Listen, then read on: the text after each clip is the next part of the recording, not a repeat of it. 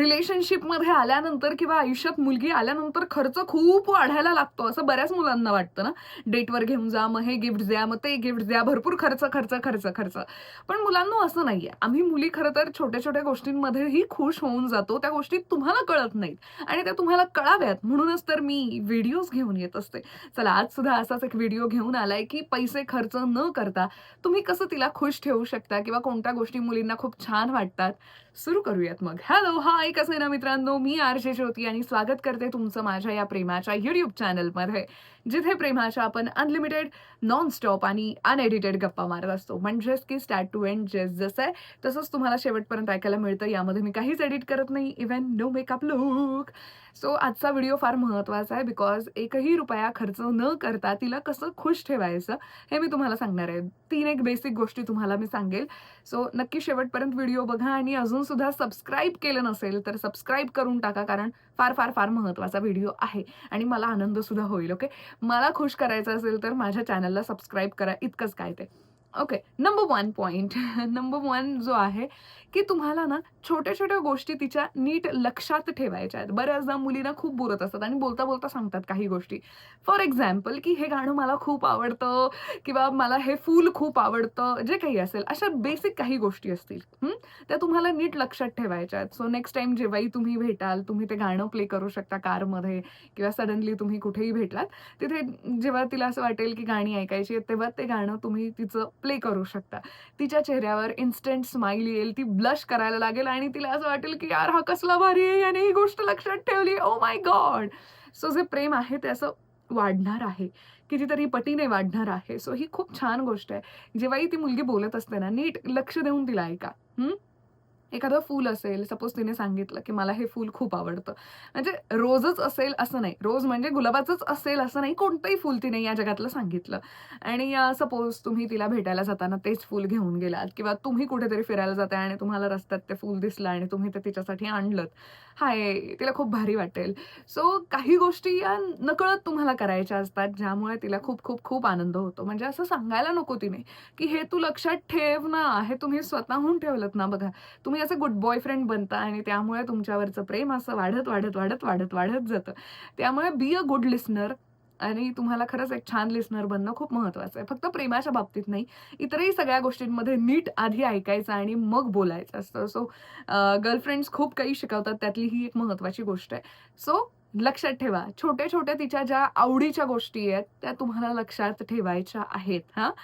कोणतीही गोष्ट असेल, तिचा आवडता हिरो असेल, हिरोईन असेल, तिचा आवडता ब्रँड असेल, फनाला ढिमकाना, जे काही तिचं फेव्हरेट असेल, नीट लक्षात ठेवा. सुरुवातीच्या फेजमध्ये जर का तुम्ही लक्षात ठेवून या गोष्टी करायला लागलात ना, कन्फर्म भाई वो आपको छोडकर कहीं नहीं जाने वाली. नंबर 2 रँडमली काही प्रश्न असे विचारणं जे काळजी दाखवतात. काळजी दाखवतात इन द सेन्स जसं की सपोज ती गप्पा मारता-मारता म्हणाली असेल, की आज माझी महत्त्वाची मीटिंग आहे किंवा आज माझा हा एक महत्त्वाचा इंटरव्ह्यू आहे, हा पेपरच द्यायचा आहे, मला जे काही असेल. अशी महत्त्वाची एखादी गोष्ट तिने तुम्हाला सांगितली, तर तुम्हाला त्यानंतर जरा विचारणं गरजेचं आहे काळजीपूर्वक, "हे कशी झाली तुझी मीटिंग? हे कसा झाला तुझा इंटरव्ह्यू?" है ना? हे विचारणं गरजेचं आहे किंवा बऱ्याचदा विसरू सुद्धा शकतो. सो "हे तुझी मीटिंग आहे ना, सो ऑल द बेस्ट."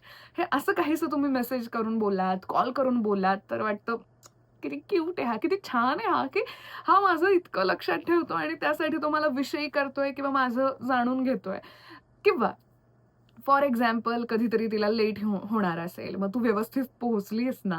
काही खाल्लंयस का? सपोज तिने सांगितलं, "आज मी खूप टेन्शनमध्ये आहे. मला ना आज करमतच नाहीये किंवा मला आज खूपच त्रास होतोय, पेन होतंय, जे काही होतंय, आजारी-बिजारी असेल." सो अशा वेळी थोडी विचारपूस करणं गरजेचं आहे. खूप असं लांबलचक मेसेज करायची गरज नाहीये. बेसिक किंवा फोन करून सुद्धा बेसिक, की "बरी आहेस ना? बरं वाटतंय का?" किंवा तुला तुझ्यासाठी काही ऑर्डर वगैरे करू का? असं कधी-कधी विचारणं गरजेचं आहे. टेन्शन आहे, मान्य आहे, पण जेवलीस का? अशा वेळी ना असे प्रश्न छान वाटतात. रोज जर का तेच-तेच असेल, तर मग त्याची मजा राहत नाही. पण कधीतरी त्या सिच्युएशननुसार तुम्ही तिच्याप्रती काळजी दाखवताय, तर ते मुलींना खूप भारी वाटतं. म्हणजे रिलेशन अशा फेजमध्ये असतं सुरुवातीला, की प्रॉपर असं आपण एकमेकांना सांगितलेलं नसतं कधी-कधी, की हां, माझं तुझ्यावर प्रेम आहे, पण आपण एकमेकांमध्ये इन्व्हॉल्व होत असतो. सो इससे क्या होता है ना और ज़्यादा प्यार बढ़ता है. सो तुम्हाला हे करणं फार गरजेचं आहे आणि हे कायम जर का तुम्ही करत असाल ना, तर भाई ती तुझ्यावर तू तू विचारही करू शकणार नाही, इतकं जास्त प्रेम करेल आणि तुझं गुणगान अख्ख्या जगात गाईल, की माझा बॉयफ्रेंड, माझा नवरा कसला भारी आहे. सो इतकं 2 मिनिटांचं हे काम आहे फक्त तिला विचारणं. व्हॉइस नोट पाठवू शकता, मेसेज करू शकता, कॉल करायला वेळ नसेल तर एवढं तरी करू शकता. 2 सेकंदच लागतात फक्त. "हे जेवलीस का गं? हे कशी झाली मीटिंग?" जास्तीत जास्त 2 ते 3 सेकंद लागतात. त्याच्यावर वेळ लागत नाही. पण याच्यामुळे आनंद जो मिळणार आहे ना, तो प्रमाणाबाहेर आहे. सो 2-3 सेकंद तर तुम्ही काढूच शकता, सहज काढू शकता. रँडमली कधी-कधी म्हणू शकता, "हे आय मिस यू." म्हणजे काही सांगू शकता तुम्ही. म्हणजे मी आज तिथून गेलो जिथे आपण पहिल्यांदा भेटलेलो आणि ती जागा डोक्यात आली. So I am started missing you. जे काही असेल असे कधी-कधी क्यूट मेसेजेस सुद्धा करणं तुम्हाला गरजेचं आहे. आणि जसं मी सांगितलं, की काही गोष्टी लक्षात ठेवून त्यानुसार तुम्हाला तिची काळजी जी आहे, तिच्याबद्दलची जी काळजी आहे ती शो करायची आहे. नंबर 3 कधी-कधी तिचं ओपिनियन महत्त्वाचं मानून तिच्याकडून ओपिनियन्स घेणं. जसं की फॉर एक्झाम्पल, की मी व्हाईट शर्ट घालू की ब्लॅक शर्ट घालू किंवा हा घालू, ते घालू. सो अशा काही गोष्टी विचारणं गरजेचं आहे. हा शूज चांगला दिसतोय का? हाच छान दिसतोय, कोणता कॅरी करू? वगैरे अशा काही बेसिक गोष्टी आहेत ना, त्या विचारा मुलींना. मुलींना छान वाटतं, की याने मला विचारलंय, यार याला माझी चॉईस जाणून घ्यायची आहे वगैरे याच्या बाबतीमध्ये. सो काही अशा रँडम गोष्टी आहेत, त्या तुम्ही तिला सहज विचारू शकता. जसं की आज मी काय खाऊ? म्हणजे मला काहीतरी ऑर्डर करायचंय. तू सांग ना काहीतरी. मग तेव्हा तुम्ही सांगाल. सो खूप छान वाटतं हे मुलींना बरं का, की तुम्ही काही गोष्टी तिला विचारताय. मी तुम्हाला एक्झाम्पल्स दिले, की असं-असं विचारू शकता. पण तुमच्या वेने पण तुम्ही काही गोष्टी विचारू शकता, की मला समजत नाहीये आज मी हे करू का ते करू? जे काही असेल अशा काही गोष्टींमध्ये तिचं ओपिनियन घ्या. तिला छान वाटेल, तिला आनंद होईल, की याने मला थोडं तरी महत्त्व दिलेलं आहे. किंवा कोणतीही गोष्ट तुम्हाला सोबत करायची असेल. सपोज तुम्हाला सोबत घर घ्यायचं असेल, सोबत गाडी घ्यायची असेल, सोबत तुम्हाला कुठेतरी ट्रिपला जायचं असेल. सो अशा वेळी सुद्धा तुम्ही तिला विचारणं गरजेचं आहे, की माझी इच्छा आहे, की इथे-इथे आपण जाऊ. तुला इथे चालेल का? किंवा तुला कुठे जायची इच्छा आहे सांग, आपण तिकडे जाऊयात. सो अशा काही गोष्टी आहेत ना, तिथे ओपिनियन्स तिचे घेणं फार महत्वाचं आहे. मुलींना खूप आवडतं, जेव्हा कोणीतरी त्यांना महत्त्व देतं आणि त्यांचं ओपिनियन जाणून घेतं आणि अशा गोष्टी फार कमी घडतात. है ना? फ्रेंड्ससोबत कसं आहे, "ए चल असं तसं" उलटं कधी-कधी बोलता येतं. पण रिलेशन हा एक वेगळा भाग पडतो किंवा घरी सुद्धा मोठे असतात, त्यांच्यामुळे त्यांचं बऱ्यापैकी ऐकावं लागतं. पण रिलेशन ही अशी गोष्ट आहे, की जिथे मुली समान मानतात दोघांनाही. त्यामुळे इथे जर का तुम्ही तिचं ओपिनियन घेतलत ना, तिला खूप, खूप, खूप जास्त आनंद होईल, की यार हेच तर हवंय मला आयुष्यात. असाच तर मुलगा हवाय. अजून काय हवंय? सो या सगळ्या गोष्टींकडे तुम्ही लक्ष देणं महत्त्वाचं आहे. आणि मुळातच एक ॲडव्हान्स टिप मी तुम्हाला देते. या टिप्स तर होत्याच फिक्स. प्लस टिप अशी आहे, की मुलांनो प्लीज कधी-कधी ना मी समजू शकते, की इतकं सगळं आपल्या आसपास घडत असतं, ऑफिसमध्ये घडत असतं, आसपास म्हणजे ट्रॅफिक हे ते त्याच्यामुळे चिड होते आपली.